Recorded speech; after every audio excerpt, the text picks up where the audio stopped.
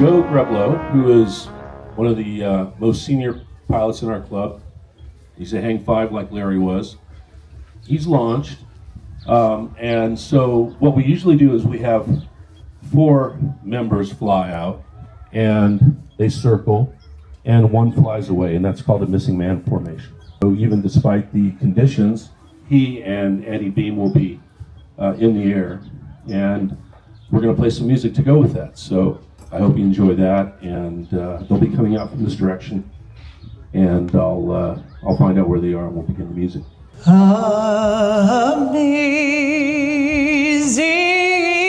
grace, how sweet the sound that saved a wretch like me.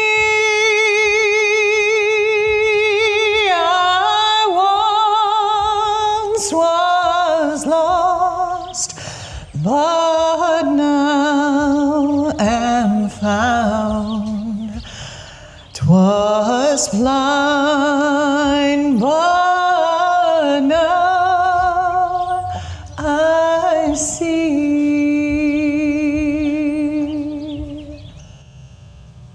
'Twas grace that brought me safe thus far, and grace my fears relieved. How precious did that grace appear, the hour I first believed. Through many dangers, toils, and snares have I already come.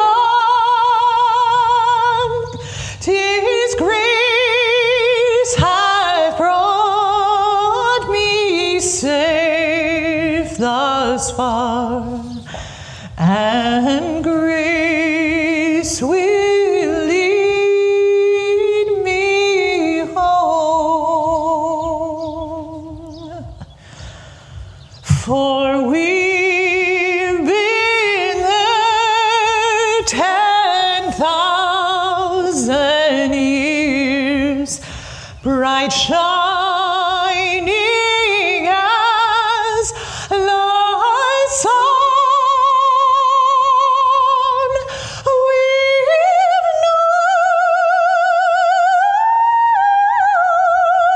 numberless days to sing God's praise. Then when we first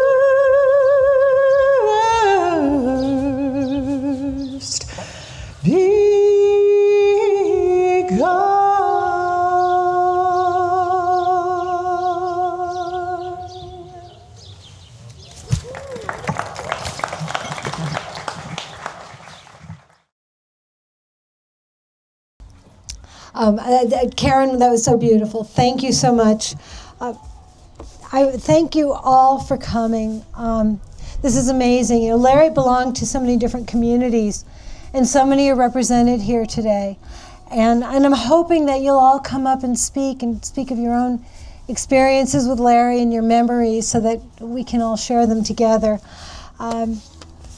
Also, please read the program. I wanted to share just some stuff that a lot of people didn't know about Larry, and I learned some things as I was trying to put it together, and I hope you find that interesting too.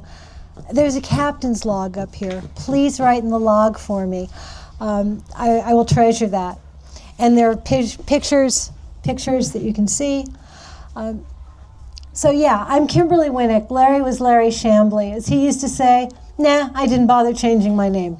So we met in Barbary in Santa Monica in the summer of 1980. 85. I had just graduated from law school. He had moved out from D.C. the year before. And he was already a lawyer. He'd been in practice for a few years, but California insists that if you're going to show up in the courts out here, you be admitted to the bar out here. So he had to study for the bar. And people get so neurotic during the bar, and all these people are worried. And I'm like, I never failed a test in my life. I can't imagine why I'd start now. And and he was just blasé. He'd already done it a couple times. He knew he could do it. He'd been admitted elsewhere. And I smoked, and he used to bum my cigarettes. So I enjoyed his sang-froid, and he enjoyed my cigarettes. And our first collective effort was successful. We both passed the bar the first try. And we made a formidable team for the next 40 years. It was just amazing. We were only law partners once, though, because I did commercial finance and business bankruptcy, and he was a government lawyer and then a litigator. But there's a hang gliding buddy named Barton Davidson. And Barton is just a magnet for trouble. And we were all at Yosemite, and Barton very kindly invited his ex, who had never been there, to come on a hang gliding camping trip to Yosemite. And she decided to get unpleasant while they were there, but she, after causing the trouble, went to the marshals and complained about Barton, and Barton wound up in the brig in Yosemite. So not used to practicing law after I've had a few beers, but we bundled ourselves together, found our way, Larry and I found our way to the brig. Some other people went off to find an ATM to see if we could try to raise his bail. It still took another day. And Larry, knowing government speak, schmoozed the marshals, while I went and, as Larry's law partner, talked to Barton and tried to make sure he didn't say anything untoward to make the situation worse. That's the only time we ever practiced law together.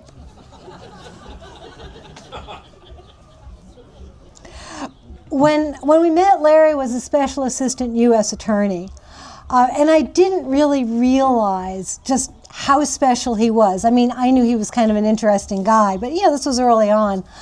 And after we sat for the bar, I took a trip. I went to England for a month, and I'd stayed in touch with Larry. So I landed at LAX, and I'm anticipating, oh God, I've got to get through customs, I've got to get through immigration, this is going to take forever. And I'm standing in line, and all of a sudden, this really handsome, tall guy shows up, flowers in one hand, his government credentials in the other hand, takes me by the arm, and walks me through the entire mess. And, over the course of the next number of years, he walked me through a lot of messes. He was an incredible, incredible helpmate, just so sweet. But he moved. So, I started working in 1985 after we sat for the bar. And he moved to New York because he got a really cool gig working with Rudy Giuliani back when Giuliani was actually a sane lawyer. And Larry lived in Hell's Kitchen for a while. He lived in Harlem. But ultimately, he moved on to his 55-foot houseboat, Homer, in the Meadowlands. And so by Thanksgiving of 1986, we've decided we're kind of a thing. And so I flew in from LA to Connecticut, and Larry drove in to Connecticut. Again, West Hartford's where I grew up. And my dad and my stepmom were there. And so we're gathering there for Thanksgiving, and he's going to meet the folks for the first time. Well, he's a lawyer, right? He's working really long hours. He's living on a houseboat. So he shows up at the house with a bag of laundry that he's going to wash during Thanksgiving dinner. Okay. It took my folks a while to get over that. Yeah. On the other hand, my mom was an incredible knitter, and she could be challenging in a lot of ways, but she knit beautifully. And the first time she met Larry, which was after that Thanksgiving, she sized him up, all 6'4", 6'4", 36-inch inseam, sized him up, and immediately started planning his first sweater. And for the rest of her life, she passed in 2006. For the rest of her life, he was included in the yearly sweater knitting for the family, and he was very honored by that and just loved that. And then there's the bicycling. Larry loved to run, and he got me to ride bicycles so that I could try to keep up with him while he was running. But first he had me trying to ride his bicycle. Did I say that he had 36-inch legs? You know? So with that, I said, okay, I'll ride a bicycle, but I want a girl's bike. I want a step-through bicycle so that I don't fall off trying to come and go. So reluctantly, he humored me, and he bought me a girl's bike. Now, he'd started riding as a kid, and he didn't think having a too big bike was too much, because when he was a kid, the bike that he had was one that he had to step on a stoop in order to get on the bike because he couldn't straddle the bars. And so he didn't understand why I thought that was a bad idea. But he, in 1995, and I see Wayne is out here, we've got a number of cycling friends out here. In 1995, a friend of mine invited us to go do a 50-mile ride out of Creston, which is up near Paso Robles. And I had this girl bike that Larry had bought me, and he had his 20-year-old 10-speed, and we did the 50 miles, and we were hooked. The next month, we went up to Lake Tahoe, and I rode one of my girlfriend's bikes, and again, she was too tall for me. So we rode all the way around Lake Tahoe. It was 75 miles. The first time I tried to get off the too tall bike, I almost fell. And so I stayed on that bicycle. I rode all the way around that lake. And when we finally got to the end, I got off the bike and I started crying. I was so glad to be off the bicycle. But, but by the next year, 1996, Larry had a new road bike. And he rode it in the 3rd California AIDS ride. So he rode from San Francisco to Los Angeles 1.5 years after we'd started doing long distance riding. And by then, because I didn't like the skinny tires and I wasn't all sure about that, I had a mountain bike and I had road tires on it. And Larry spent so many hours doing bike rides with me. Now, mind you, he's in a sports car and I'm on an SUV, right? But he's waiting for me and encouraging me up the hills, and he was so patient.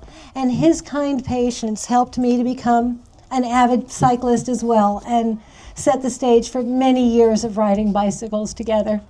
In fact, we did the AIDS ride together in 1999 and 2000. And it's an amazing experience. The AIDS ride is a love bubble, and it's a caring environment, and it was wonderful that we got to share that. And on bicycles, we saw a lot of California. We saw a bunch of Oregon. We rode in Montana several times, and we rode abroad. We got to Cuba and Corsica and Italy and Spain. And a lot of our road trips included cycling segments, including he'd go off with the hang gliding club to fly, and I was not much of a hang driving wife, so I would take a bicycle, and he'd fly and I'd ride bicycles, and we'd get together, and it was wonderful. But Larry's first love was really sailing. And in the 1970s, he built Layla, a 36-foot masterpiece of steel and concrete and wood and mechanical parts and a whole bunch of optimism. And he taught himself celestial navigation. And he sailed Layla from Annapolis to Bermuda with a niece and some friends. And he was really so proud. That was his proudest moment. And I'm not much of a sailor, but I admired his skills. I knew that he was good. Salty is what they call it. And the last time we sailed together was in Zanzibar in 2023. He got to drive a dhow. We chartered a dhow for a sunset cruise, and the captain of the dhow coached him in Swahili, which was a hoot. And I really realized how good a sailor Larry was one time. We chartered a boat out of Long Beach, and again, as I said, I'm not much of a sailor. Tell me what to do, I'll do it. But that's it. And we chartered this boat to sail out into Catalina Harbor. But the first thing we had to do was convince the guy who owned the boat that he should trust it to Larry. So normally, like the skipper of the boat would help you back out of the mooring, and in that case it was a slip. So you got to get out of the slip and get into the ways. And so the owner of the boat figured that he would do that part and then let Larry take the boat. And Larry's like, I got this. And so Larry backed. If you've never backed a boat out, you got one engine, it's not centered, so it takes a whole lot of skill. Larry backed the strange boat out of the strange slip into the ways, and the guy said, that's enough, you're good, let's just get back, let me give you the boat, we'll go. So we get out to Cat Harbor. We've sailed out, we've spent the day, it's starting to get dark, there wasn't a lot of wind. It's on the back side of Catalina. If you've been out there, you've been to and I'm blanking on the name of it. Anyway, it's the other side. And so we had to go around the island. We get there. Larry calls out to the harbor master, says we're approaching, and the harbor master tells him which mooring to go to. Now, as you do this, you're pulling along, and you'll notice in the mooring area that there are these whiskers sticking up out of the water. As Larry explained to me, what you got to do is he's going to come around, head into the wind. I've got to be up on the bow. I've got to grab that whisker because I got to pull it on because it's got a line attached to it, which is attached to the mooring buoy. And so I got to get the line that's on the whisker attached to the boat. So we get out there, and I'm like, okay. And he glides up. It's an easy grab. Get it on, whipped it on. Okay, this is cool. Well, we hear a little bit of applause from a couple of nearby boats, and somebody invites us over for drinks. And, okay, this is all very nice and good. Well, that was incredibly slick, and I didn't appreciate it till the next morning when I watched people showing up who think that they're going to do something similar, and they show up and they go whizzing by the whisker and they come back around. We watched all these people miss and miss and miss, and it dawns on me, Larry was a hell of a good skipper with a strange boat. He nailed it the very first time, so that was pretty cool. Even after Layla had to be decommissioned, she was down in San Pedro Harbor. Around 2000, there were really severe El Nino storms, and she was attached to a finger pier that got blown off, and unfortunately Layla led the charge to a bunch of rocks, and all the other boats piled up against her. So Layla did not survive that. But even after that, Larry kept up his celestial navigation. He has a sextant, and he would take reflected sightings because you can't see the horizon from our house, but you can create an artificial horizon by reflecting the sun in water. So he would take solar sightings, or he would take the moon, or he would take stars or planets, and he would practice his celestial navigation at home. And on a good day, he would conclude that the house hadn't moved. And on a bad day, we might have moved as much as 5 miles. When he retired around 2002, he exercised his creativity in different ways. He and another hang glider pilot who I've not seen in a while, a guy named Steve Wallach, demolished the rotted wood deck that we had behind the house and built a beautiful Spanish tile patio. And it houses a hot tub that was big enough for Larry to soak in, because our little old house has a 5-foot bathtub, and Larry could barely get a leg into the thing. But we thought about redoing the bathroom and realized that if you get a big bathtub, you waste a lot of water, and that didn't appeal to either of us, so we wound up with the hot tub instead. But in the course of building it, he just got all kinds of creative. He made a passive water solar heater that was up on top of the garage, and all sorts of jerry-rigging. He was just so clever. He also took painting and drawing classes. And some of you may have seen him draw at different times. He took his art everywhere. He would sit out here at the LZ and draw people. He would get on buses and draw people. We'd be on trains, he'd draw people. We'd be at a restaurant, he'd see an interesting face and draw the person next door. And sometimes he even gave the drawings to appreciative subjects. He as I said, I was not really a hang-driving wife. I'd rather do things other than sit in a car all day. But when he retired, he was really close to getting his hang 5 rating. And that's a big deal. And very few people actually take all the effort to become certified as a master pilot. You have to keep a detailed logbook for all the years that you're flying. You have to fly a lot of different sites. You have to master a lot of skills. You have to be persistent. And he was. And so I agreed to do some driving for him so he could get in the last number of flights that he needed. And so he, in his early 60s, became a certified master pilot. But flying was his greatest source of joy for many years. When he stopped sailing, it really took the place of it. And the first time he saw hang gliders flying was when he was in the Seabees as a 23, 24-year-old guy based out of Oxnard.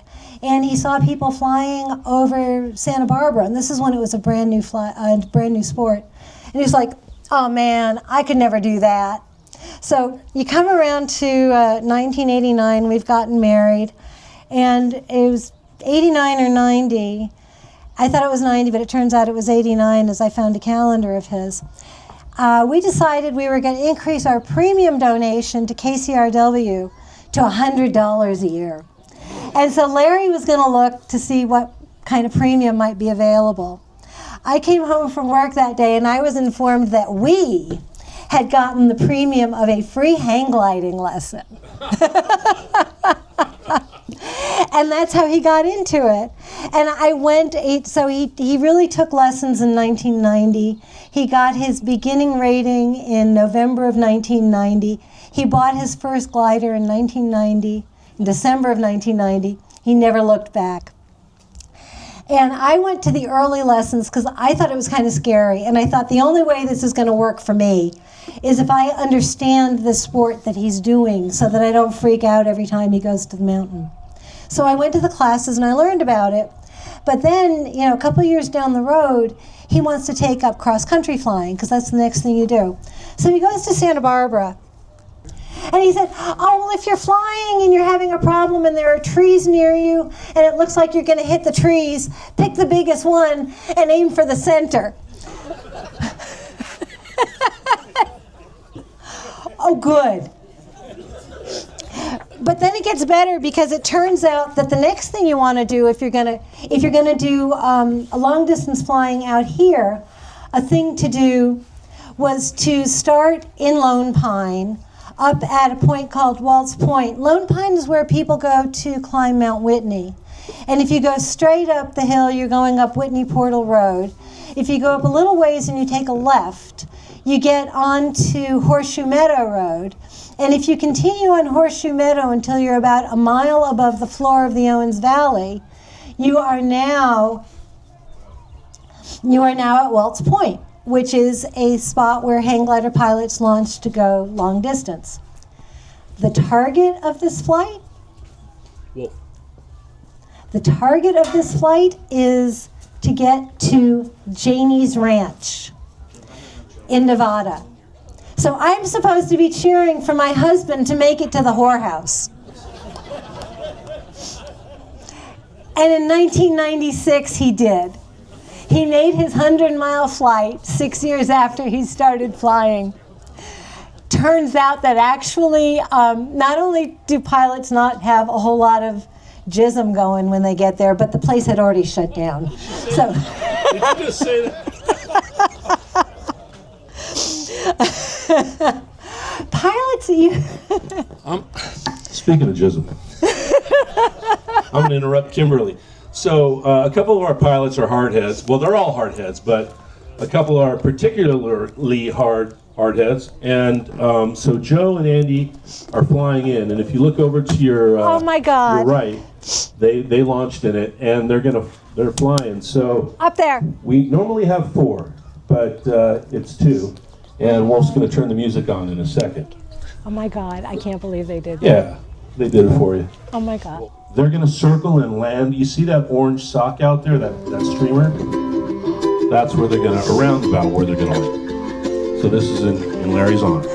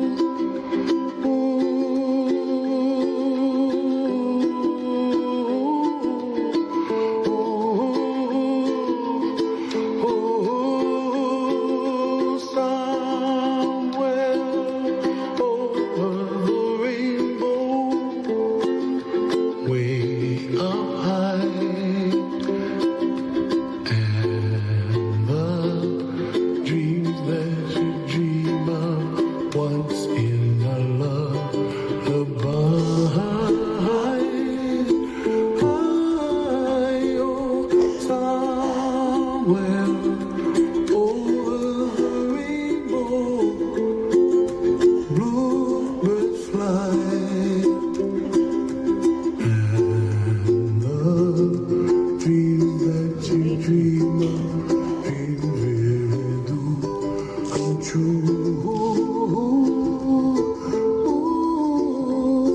Someday wish upon a star, wake up where the clouds are far behind. Be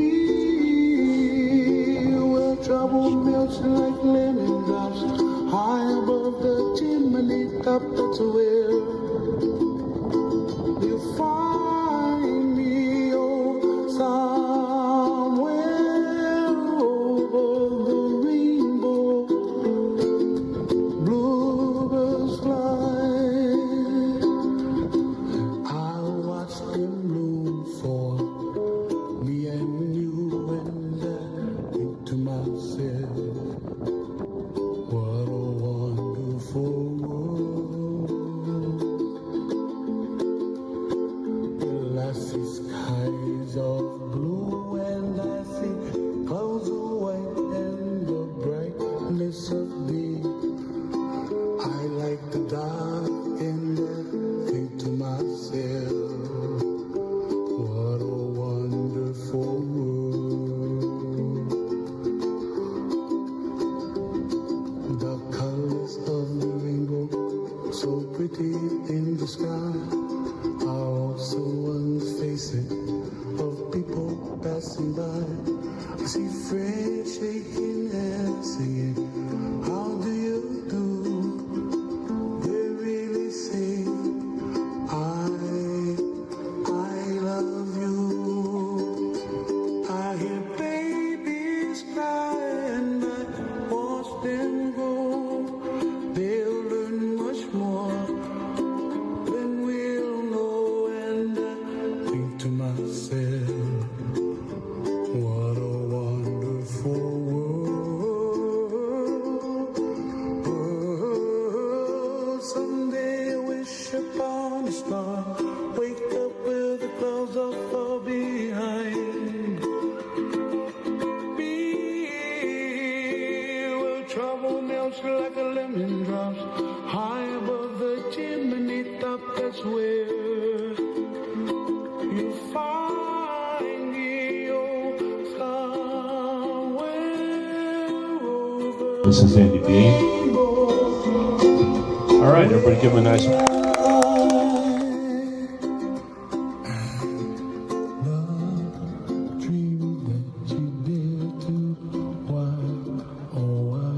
Well done, Andy. Thank you so much. Thank you. And thanks to Joe Greblo, and you saw him fly away, and that was our missing man formation. And now Kimberly's back.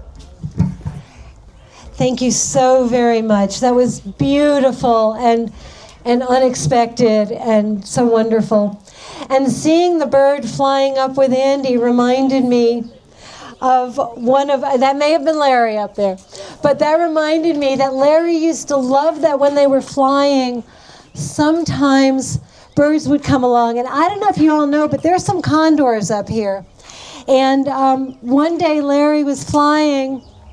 He's flying along, and along the edge of his wing, he noticed this big bird that came and sort of looked at him. It was a condor. And the condor was sort of checking in and saying, hey, dude, you need some lessons here? But it was wonderful.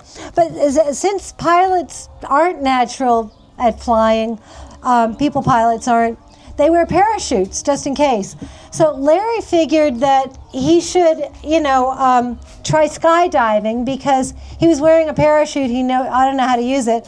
So he went out to Paris Lake, and like I often did when he was doing kind of scary things, I went to watch. And and so I'm out there with the guy who was our trainer at the time, who was a former Navy SEAL. Larry goes off, has a morning class, learns what to do with your parachute, and he goes off in this little airplane.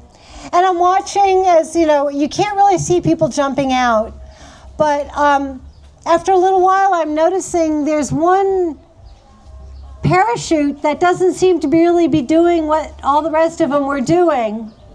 It was Larry. So on his first flight, he did all the things that you're supposed to do, and he decided, that no, he didn't want to be landing that parachute. So on his very first jump with a parachute, he had to cut off the main parachute and rely on the backup, which thankfully worked. So he went back and tried it again another 4 or 5 times before he decided that he didn't really like it because it was, too short. It wasn't worthwhile bang for the buck. So he stopped doing that.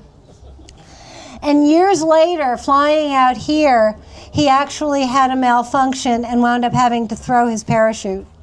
And so he once landed a glider. What happens is, as I understand it, if you're flying a hang glider and you need your parachute is here, your hang glider's here, you're like this, you grab it, you look for blue, throw, cross your fingers, and pray. And somehow it worked for him, so that was cool.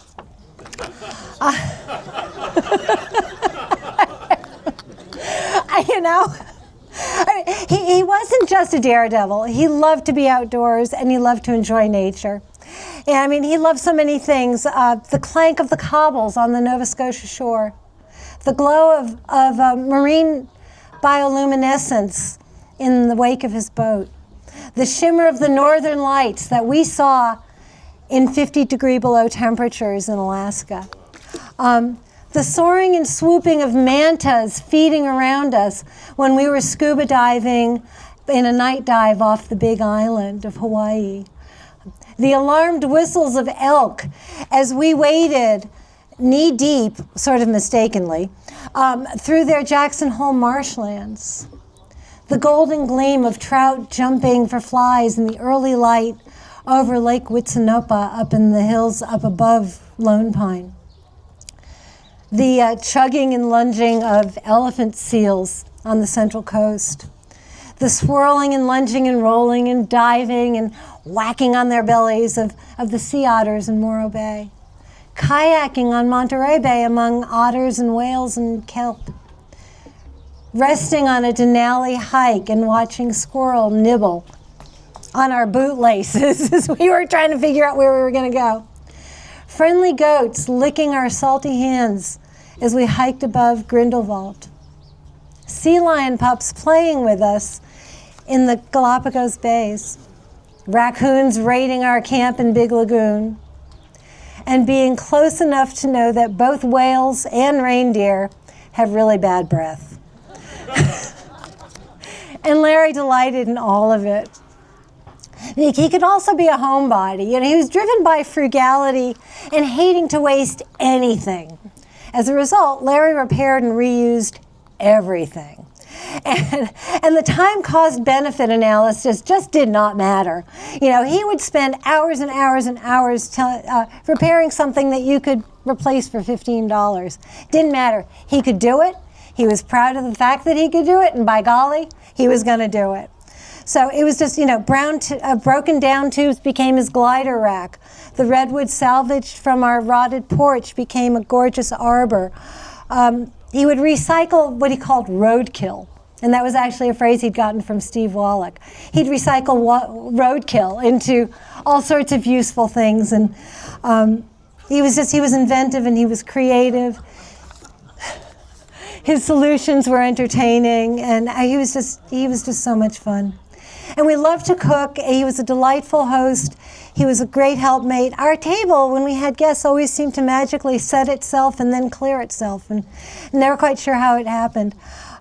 He loved the food that we made, and he would protest vigorously if I sent too many leftovers home with people. Usually people weren't scared away from it, but every so often, like, really? Are you sure? Maybe I shouldn't take anything after all. His favorite food group was pizza, followed by beer. He became adept at making both. He baked bagels. He loved to make quiche, but he liked it better if I made the crust. And I'm going to miss cooking with him. That was one of my favorite things. We just did that together. Best of all, we were companions. We just quietly share our home together. He'd be doing something else and I'd be doing my own thing. I'd hear him hold his breath in the morning because he was going to do the easy Sudoku, and he always did it while he held his breath. He had to do it fast enough that he could do it on one breath. That was how he started the day. Sometimes I'd listen to him playing his acoustic guitar. We have a little old Spanish-style house, and the entry just resonates, and it would be wonderful when he'd play his guitar there. I'd hear him talking to cats, practicing Spanish. We called it Bee Thing when we were in the same place. I have a quasi-niece who's out here who, when she was a little girl, came up to us one day and said, "Come play with me. Come play with me. Come play with me." So just hanging together, not necessarily talking, but having the comfort of somebody with you is Bee Thing. And we used to just beef.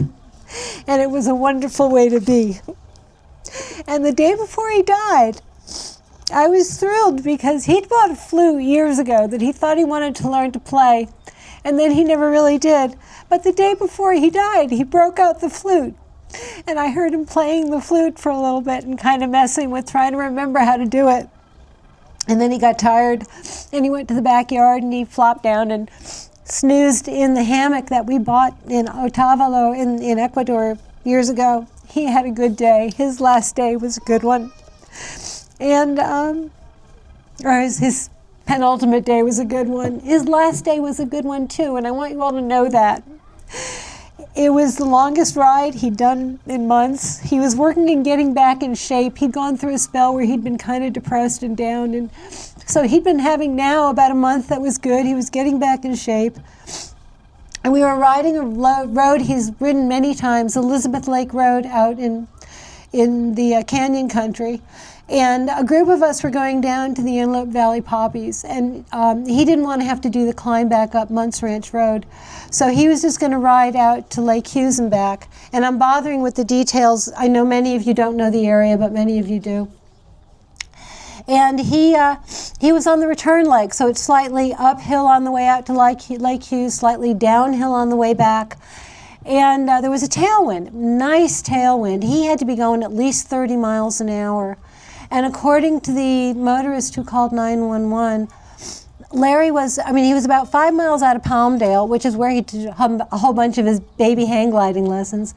And he crashed. We don't know why. He was on his road bike. He was alone. We were a little bit behind him because we had done the longer ride. And he went off the road. We don't know why. He may have had a medical event. There may have been something in his way. I do not know. But what I do know is that he landed on his head. He died, his brain was dead almost immediately. And I know from having had a fall once where I got a concussion, he had no pain. He was having a good day. He was sailing along at 30 miles an hour on a sunny day, looking at hills that he loved, on a road that he loved, and then he was done. And I'm going to miss him a lot, but he had a full life, he had a good life, and he had about the best ending he could possibly have had. And I'm really grateful for that.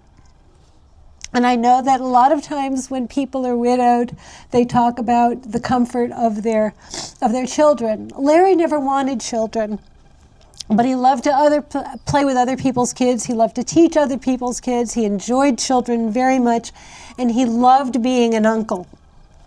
We've got a bunch of nieces and nephews here, as well as a brother and brother-in-law and others. I'd like to ask family to please take the time now to come up and say a few words about your uncle, your brother, your brother-in-law. I'd love to hear from you all. And thank you all so very much for your patience. That was just wonderful. Great job. I'm Cindy Chamblee. I'm Larry's niece. Hello, everyone. That was very moving. When you're a very small child, the adults closest to you are enormous. They're larger than life. Everything they do is significant. They signify something to you as a person. My grandmother, Anne Walton Chamblee, to me was the big-hearted epitome of love. She was just the love in my life, as a small child. My father, James Anderson Chamblee II, to me was the epitome of strength. Both strength of character and strength of body. He was solid as a rock.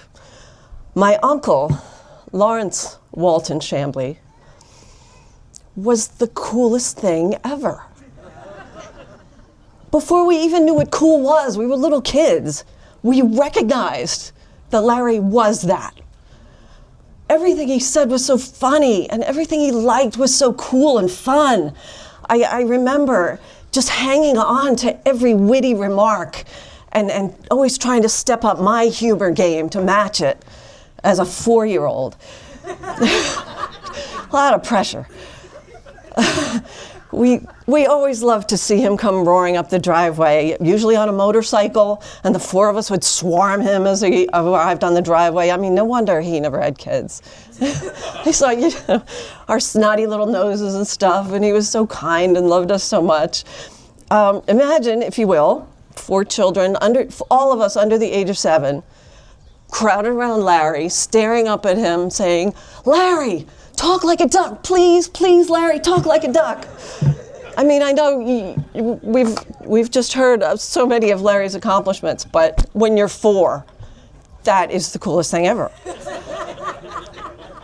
So he would pull up often to our house in Savage, Maryland, either on a motorcycle or later in a beautiful white Jaguar convertible, which we tooled around town in it a little bit, and then eventually it just kind of stopped in our driveway, and I remember I would open the door and go sit in the driver's seat and pretend it was mine, and the wiring would be all over the place because my dad and Larry were trying to fix the thing, and as a little kid, you're just moving the steering wheel and you're going so fast in your mind.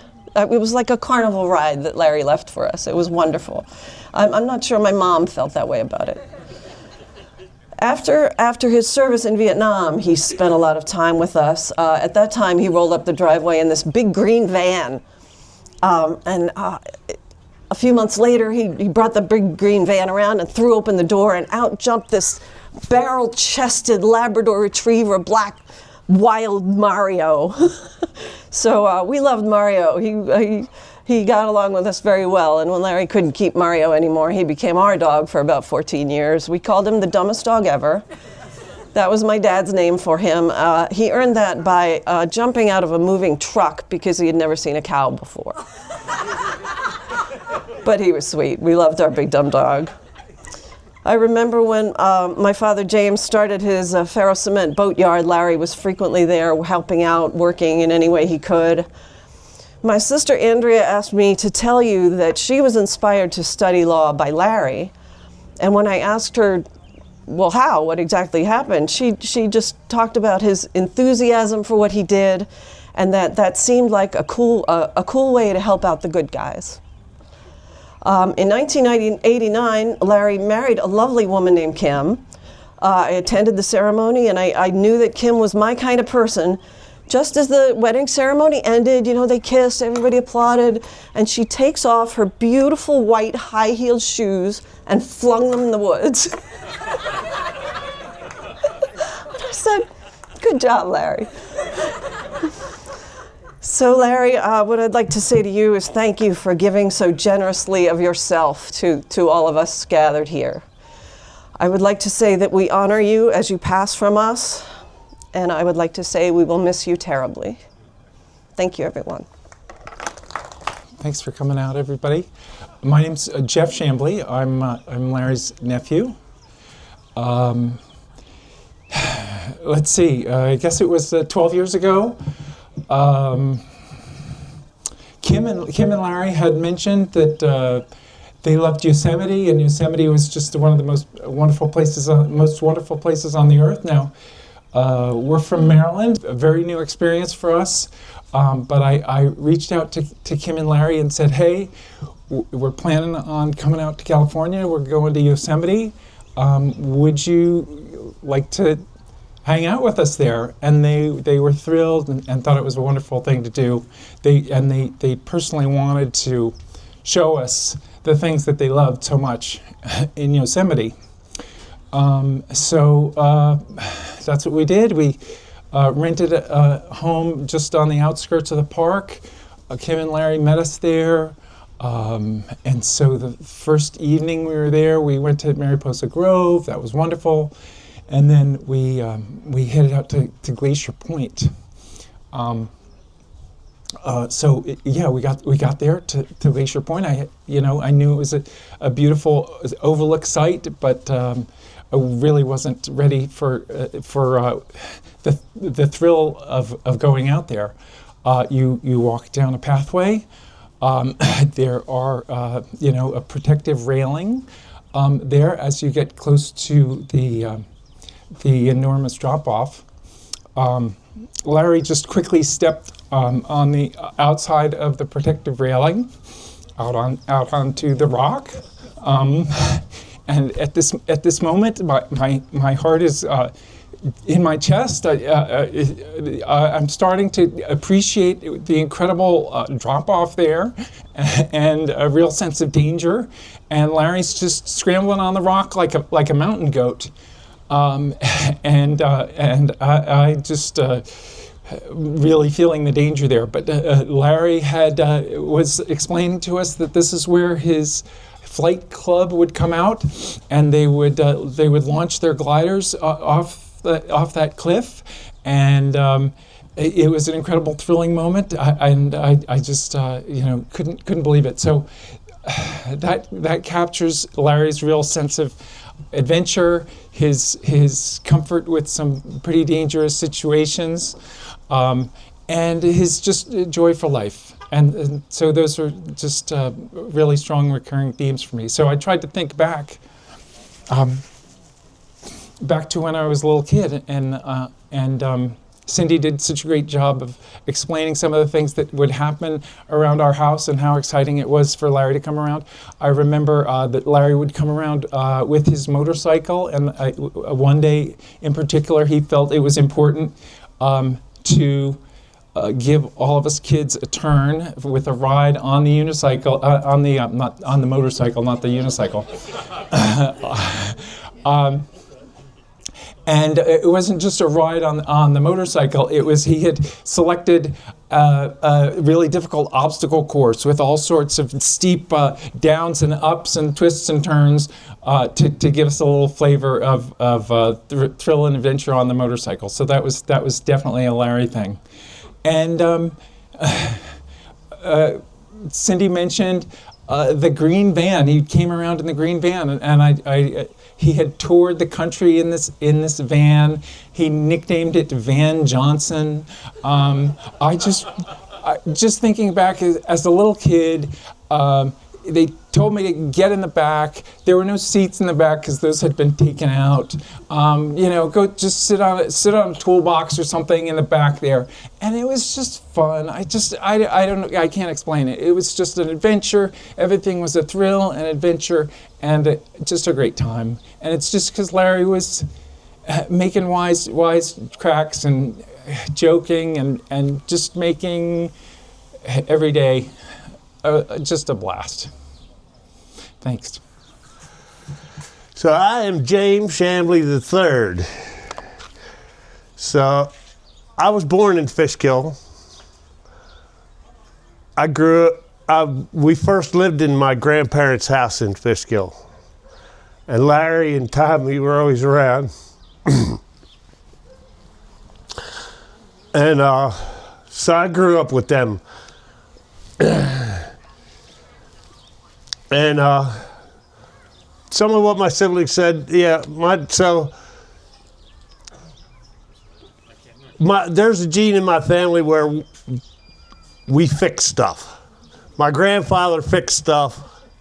My father worked on his own stuff, and Larry worked on his own stuff. Well, I got the gene on my side, so I'm the one who fixes stuff. My father wasn't as good as fixing stuff at some of the people, because if he couldn't get it fixed, it was in a gazillion pieces by then, and nobody else could possibly ever fix it again. And I do that for a living now. But anyway, Larry was the coolest person I ever knew. Still, always was, still is. I was a kid, I was very distressed when he went to Vietnam. I didn't know if I was ever going to see him again. When he came back and went back to University of Maryland, he came to live at our house. When he came back with the motorcycle, showed up at our house with a sea bag and a bunch of guitars. And he came in the house, he didn't even make it all the way in the house. He made it in the, you had to go through a laundry room, and then there was a little vestibule with a dresser there and stuff, and he put these guitars on the floor, and he's showing me these guitars. He says, when Paul McCartney plays guitar, he plays one just like this. He said, this is the same kind of guitar George Harrison has. And he pulled that guitar out and then he played. Here Comes the Sun there in our house. I was blown away by it. I said, that's what I want to do that.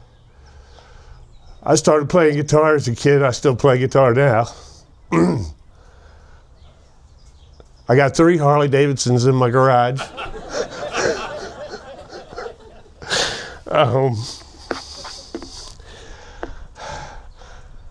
I started, in playing guitars, I started putting together guitars because I didn't want to go out and spend $2,000 or thousands of dollars for guitars. So I used to go to pawn shops and buy guitars and cobble them all together and make stuff out of them as best as I could. And I got really good at it. So, and I mailed one to Larry one day. And I heard from him later, he said, man, that thing is really nice. He says, are you doing that for a living?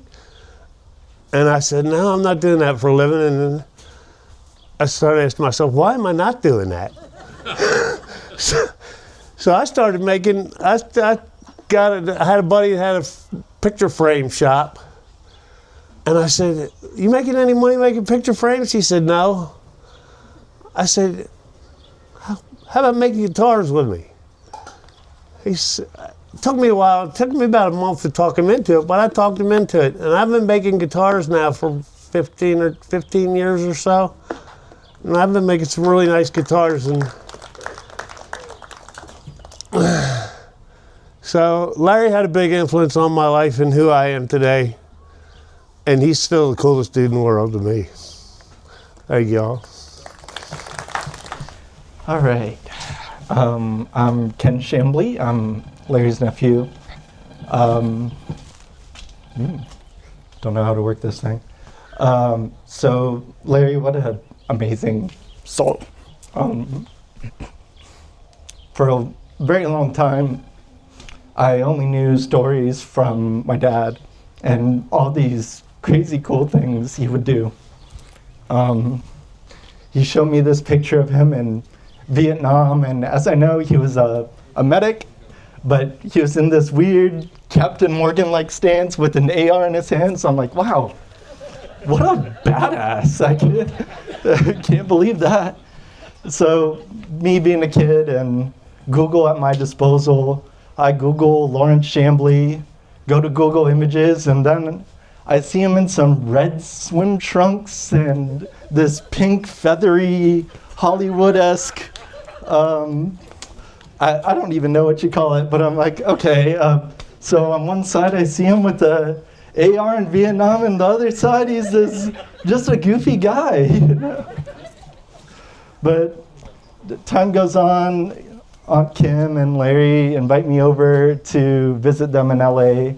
2013 is my spring break as a high school senior, and I get off this 6-hour plane ride from Tampa, Florida to see him. He picks me up from the airport and says, hey Kenny, how do you feel about flying? And I'm like, well, Uncle Larry, I just got off a 6-hour plane ride, I'm a little tired. And he goes, well, we're going to hang gliding right now. So he brings me all the way over here, and he's telling me all these things about hang gliding, and I got the biggest pit in my stomach. I'm scared out of my mind, but I'm trying to impress my uncle.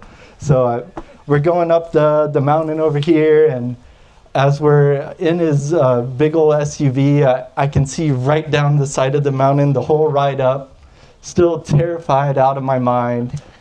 And we get to the top, and in my mind, I had it that I'm gonna be flying tandem with my uncle. Well, we get to the top and I see another man preparing the glider and all the precautions for us to go flying, and it clicks for me. I'm now at the top of a mountain with a stranger, and we're gonna go running off the mountain. It's not with my uncle. So as we're strapping me in and they're telling me all the warnings, I get told, hey, once we start running, you don't stop. If you stop, I'm just gonna trample you. I'm like, oh, okay, that's great. So then he also tells me if I do any funny business in the air, there's this one strap he can pull and it drops me. So that's also great, knowing I don't have a parachute attached to me. I'm 17 years old and out in LA for the first time to see my uncle and aunt. But sure enough, we get strapped in. I start running off the mountain, and wow, I can't thank him enough. It was amazing. Like, you're just up there, weightless, and since then I've gone on 5-6 flights on my own. He really sparked a sense of adventure in me with that trip.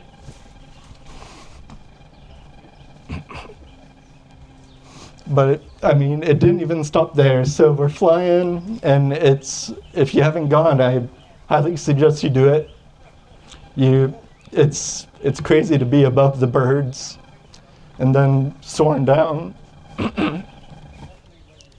Even after that day, he brought me to see his band, and we're in this shed behind someone's house.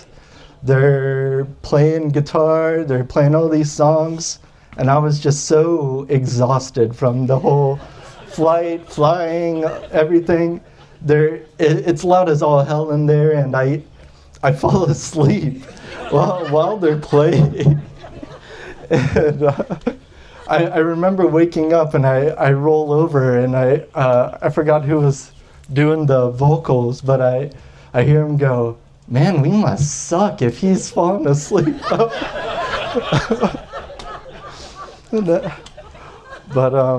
Yeah, even after that, the venture continued on. Kim loaned us her Saab. We went up north some, through the desert, stayed up camping in a mountain. I walked out on an ice lake for the first time. Told me all these like crazy ghost stories while we were up in this cabin. And then we walked in this mining cave. It's dark, can't see a thing. We have this little flashlight to help guide our way. It makes me look down this mining shaft into this pit of nothing. And we end up walking 5 more minutes down into the cave, and he looks over at me and he goes, "Hey, Kenny, turn off your light." I'm like, what do you mean turn off my light? It's so dark in here. He's like, "Don't you want to experience the silence and just calm?" I go, "No way, I've seen this horror movie before. I'm not doing this." And so he's like, "All right, if you're not going to turn off your light, you leave the cave, I'll experience it." I'm like, "Sure thing." So I leave, and I wait outside the cave. But yeah, Larry, he was a character. I'm gonna miss him, and I thank him so much for everything he's got me to do. Hello, I'm Mira Winick. I am his niece. Uncle Larry was probably one of the most fun uncles we had growing up. My sister and I were born on the East Coast, but moved to California when I was about 5 years old.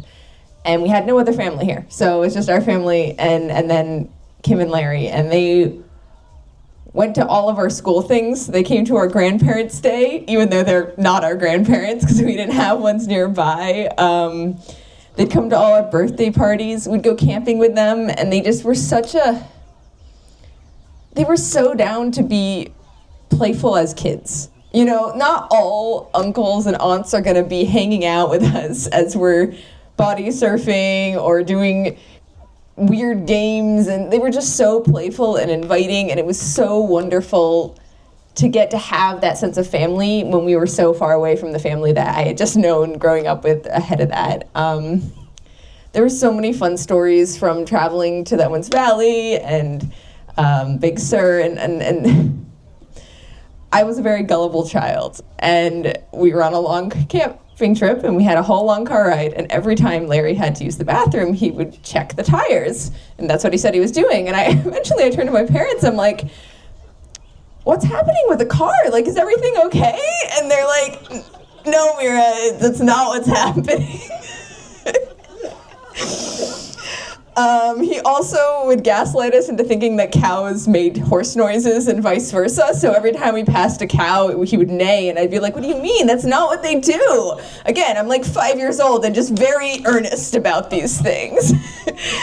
One of the most fun memories I have from growing up and hanging out with them was we went over to Kim and Larry's house, and I think my parents must have gone out with Auntie Kim, and they're all out, and Larry's home with us, and he was so down to play and so creative, and that was really fun for my sister and I was just getting into sewing, and so they have this rubber tree, and I don't know whose idea it was, but suddenly we're all making clothing out of giant rubber tree leaves and sewing it together, and we ended up making skirts for both of us, like a full outfit. And by the time my parents come back with Auntie Kim, they're like, what have you guys been up to? And Larry's like, we made outfits. And that was just normal. Like, it was like he was always down to just do whatever was fun and hang out. And then I got older and I started getting more interested in my own thing, and I didn't hang out with them that much until I went to UCLA, and once I graduated,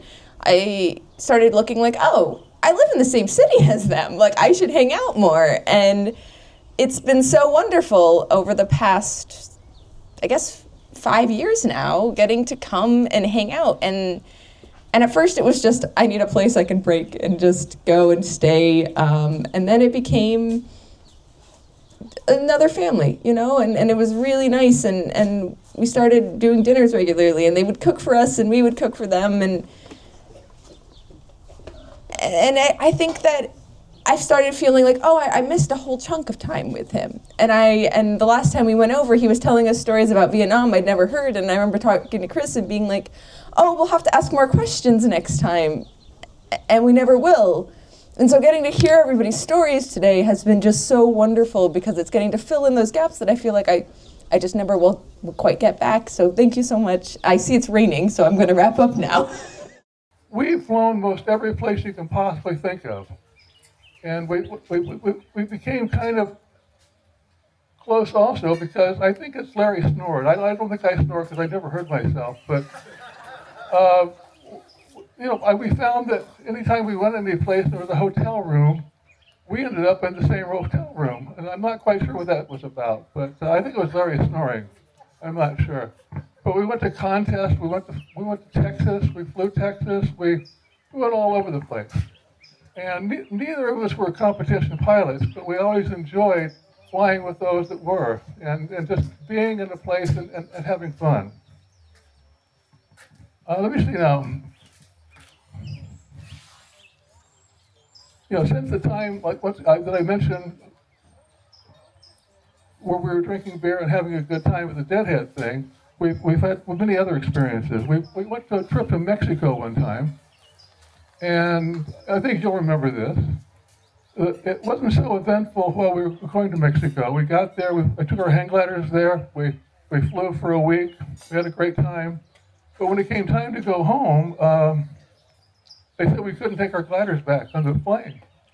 And so here comes Larry. He had this identification from the Justice Department, and he's arguing with all these people in the airport to get our hang gliders back on the plane, you know? And he was eventually successful. Well, that wasn't the worst part. The worst part was, we got back, Kim met us at the airport. Now we can't get our gliders. We can't figure out where they're at. And then somebody told us we have to stand next to this elevator. And we're saying, you can't put a hang glider in an elevator. It's just too big. It's like 20 feet long. The elevator's only 8 feet high, or whatever it is. And somehow, they ended up finally understanding this and sent us someplace else in the airport. And thank God Kim was there, because she drove us all home after all that. But it was like one crazy thing after another. Now, Larry's often had a problem finding a decent LZ. Actually, finds an okay LZ in a place where LZ doesn't exist. You know, I've been with him in Valle. There was a thunderstorm coming in. The rest of us had already landed. And we said, where's Larry? And we start looking for Larry, and we can't find Larry. It's raining cats and dogs. There's some of the roads we were on were turning into rivers. And finally, we run across him at a farmer's house. And somehow he took shelter there and got a glider there. I don't know how he actually made that happen. Another time, we were flying in Oregon. And Larry was flying the rigid wing that he used to fly. And somehow he lands in a vineyard, it's like basically a farmyard. And I don't know how he got the glider in there. I don't know how he got the glider out of there. I couldn't have landed a standard glider in there. But he did it, and he walked away from it somehow. But one adventure after another like this, Larry was a great guy to be with, you know. I think we bonded also because we were both Vietnam veterans, and we were actually in Vietnam about the same time. And he knew the places I was at, and I knew the places he was at, you know. So we had a lot in common. Let me see. Well, basically, I don't want to go through all these notes and stuff, but Larry is a very special guy. He was a Renaissance sort of man. He was interested in everything. One thing that hasn't been mentioned, he was also a beekeeper. I mean, there was nothing he wasn't interested in. And that's another part where we bonded, because we did a lot of trips together where we were in a car for hours. And we would go on to any subject you can possibly imagine. And he would talk and talk and talk and talk, and he was interesting. It wasn't boring. It wasn't anything I had to endure. He was just really, really great for that. And I really appreciated it. Also, one time I happened to have a bad accident. And the next thing I know, I was in a wheelchair for like 6-8 months. And after it happened, Larry shows up at my house with a gigantic shopping bag full of books. We also bonded because he had a really broad interest and turned me on to some really, really, really great authors, you know, which I'm indebted to him for. And other guys brought beer too, but it was a real positive experience, you know, and I really valued my friendship with him after that and before that. And I won't bore you with any more because it's raining. And last night I woke up at 5 o'clock, or maybe 4 o'clock, and I thought, I don't know what I'm going to say. You know, I've been thinking about Larry for the last 2 weeks and all the things that we have done, and I just didn't, I needed some sort of structure. I needed some sort of idea of what I was going to say, you know. And as I told Kim the other day, I go to great lengths to prepare, and then I just give up on it. And I just ad-lib it. So thank you very much for letting me talk about Larry. Make sure you get a program. One thing I noticed about the program here, we have last laughs from Larry, some jokes and whatnot, and that's one of the things I always think of when I think of Larry. He always made me laugh, made me smile. Some of my favorite jokes are told to me by Larry. Fortunately, none of them were written on the back of this. They're more appropriate for, you know, in a corner with some buddies in hushed voices looking over your shoulder. So, you know, we talk about family. The flying community itself is something of a family as well. And if you don't believe me, I would challenge that most of you that are pilots here probably think to some of your favorite times and some of your favorite trips. I wouldn't be surprised if there are flying trips with the people here in the club. And actually, one of my Kim talking about how Larry liked to cook for people, that you like to cook for people. It reminded me of maybe not my favorite Christmas memory, but it was a very joyous Christmas memory, was when Kate, myself, you and Larry, we had Christmas dinner at a trailhead just up above Fraser Park. So, but the story I want to tell was a story of actually back in the time when my flying was, I was kind of new to flying, wasn't really staying up, wasn't really having long flights. Well, I actually, after that, I want to thank my fellow pilots for having the restraint for not saying, what was that, a couple months ago? Okay. So, just for those of you that aren't familiar with flying, we actually do try to stay up as long as possible. If the conditions are good or if our skill is good, we can fly for several hours. If the conditions aren't good or if our skill isn't good, they can be rather short. We call them sled runs, kind of short flights, maybe 5 or 10 minutes, for example. Anyway, so before I get into that story, I want to ask you, y'all know Anthony Hopkins, right? The famous actor. He won an Oscar for Silence of the Lambs. You know that he only appeared in that movie for, I think, 18 minutes of screen time, and yet he won an Oscar? So the reason I bring that up is because the story I'm about to tell, Larry, although he's in the story for a very short time, he actually is the star of the story. So, okay, so to make a short story endless, let me get on with that story here. So this is way back when, probably a couple decades ago, and in a way it took place kind of near where I'm standing now. But we didn't have this big Taj Mahal pavilion here. We had a little humble gazebo that was a rickety old roof with, it had posts, but really the wisteria wrapped around it was really what held it up. And anyways, it was about this time of year. It was spring, and we caught anyways, and a few other pilots caught the early wind sports truck up, and real challenging conditions. All of us were sinking out. We weren't really having much in the way of flights, very long flights. We were all probably doomed to have a quick 10-minute plus, if that, even flight. And we were sinking out. We were past what we call the bench. We were in the foothills there. Well, then my Vario, it's a flight instrument, tells us if we're going up or down, started beeping a little bit, and then I worked it. I was the last one of a group of pilots coming into land, but by golly, I hung on, and I caught that thermal, and I took it back up and wound up flying for 2 more hours. And I came down, so me, a relatively young pilot at that time, maybe 1 or 2 years of flying experience, to have, to be bombing out with 4 or 5 other pilots and be the only one to stay in there and get back up.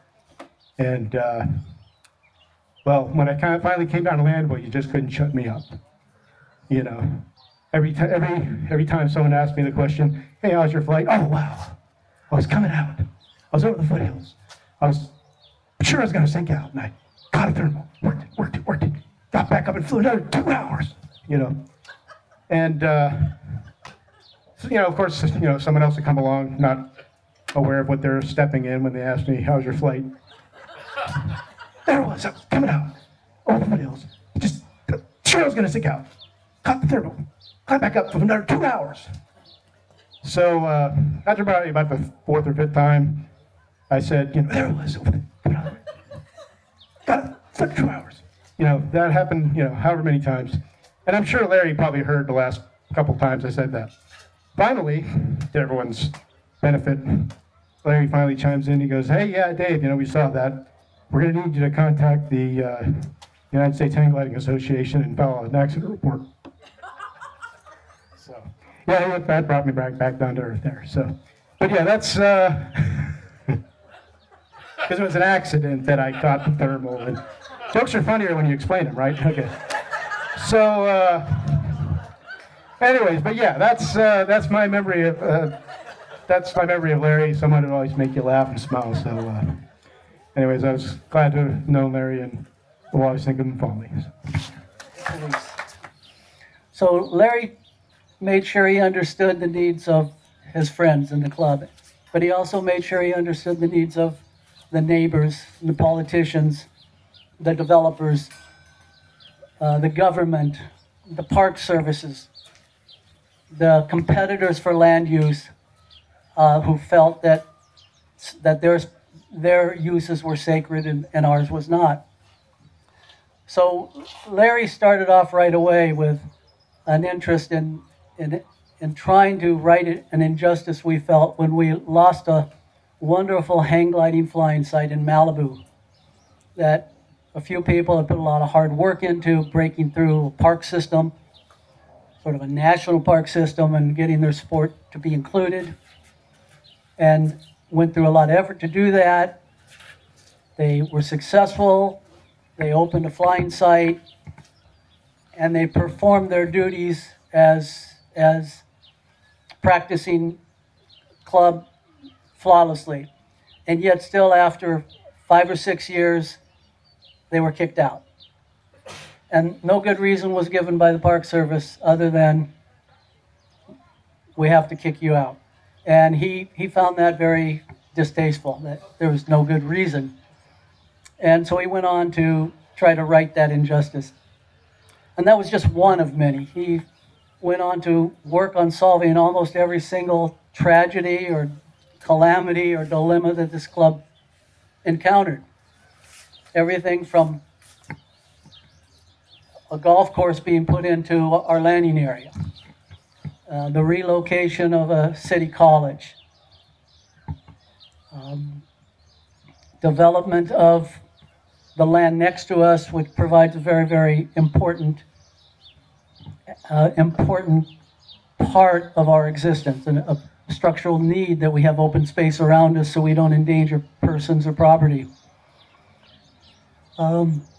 He worked on making sure that the National Park Services and different government agencies and different user groups, in their quest to build trails and lands and open spaces that typically preclude uses like ours, he spent hours and hours and hours working on a computer, wordsmithing letters, and making sure that we were represented so we didn't get chased away, we didn't get chased out. He was instrumental in negotiating permits for us to fly other flying sites instead of just this one, because we were always concerned that we could one day lose this site and be forced to drive 50, 60 miles to go someplace else. So Larry did all that while he also enjoyed his friends and enjoyed his passion in his sport. And so as a contributor, he contributed probably far more than anybody else in this club. And for that, we all owe him an incredible debt of gratitude. But so that's the serious side of Larry. And I don't want to leave, and that's the respectful side of Larry that I will never forget. But the side I think we've probably all heard, and I didn't get to hear a lot of this yet today because I've not been around today, but is Larry probably the funniest guy I've ever been around. So in our camping events, when we would go to Big Sur, he would attend annually. And of course there's a big bonfire and a big bunch of people around that bonfire, and when those jokes start flowing, Larry was the guy that had everybody in stitches and everyone on the floor. So what I want to remember Larry for most is his good-naturedness, his fun, his willingness to get along, his ability to deal with people, and above all, his passion for all of us and our sport. So adios, Larry, and we'll see you in that next world. So thank you. Joe and Andy, I'm not sure where Andy Beam is, but thank you. Thank you so much. You nearly broke my heart. I couldn't believe you did it in this weather, and that was beautiful. All of you who stayed through this weather, thank you. Two things. One, there's still the logbook up here, the captain's log. If you haven't written in it, please do. I really, really, really want to hear from each of you, and I want to have that as something to keep. Secondly, I hired a damn good caterer. There's a lot of really good food here and plenty to drink. Please take advantage, eat it, and enjoy. Share stories among yourselves. Share the joy of the afternoon. It really is a celebration of an incredibly wonderful man, and thank you for helping me celebrate him.